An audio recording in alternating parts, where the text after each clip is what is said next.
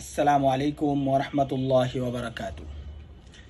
দীর্ঘ যুগ যুগ ধরে গাজা উপত্যকা ও ফিলিস্তিনের মুসলমানদের উপর বর্বর ইসরায়েলের বর্বরোচিত গণহত্যা অব্যাহত আছে। বিশেষ করে গত ১.৫ বছর ধরে তাদের সেই বর্বরতা ও গণহত্যা সকল সীমা অতিক্রম করেছে। এর বিরুদ্ধে সারা বিশ্বব্যাপী শান্তিকামী মানবতার পক্ষের মানবজাতি এর প্রতিবাদে ঐক্যবদ্ধ হয়েছে।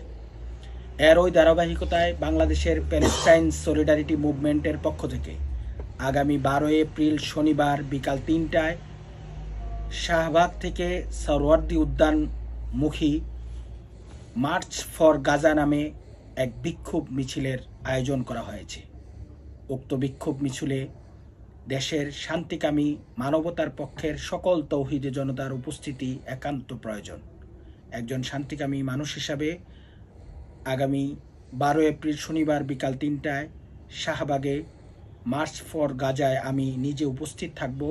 আপনাদের সকলকেও উপস্থিত থাকার জন্য বিশেষভাবে অনুরোধ করছি।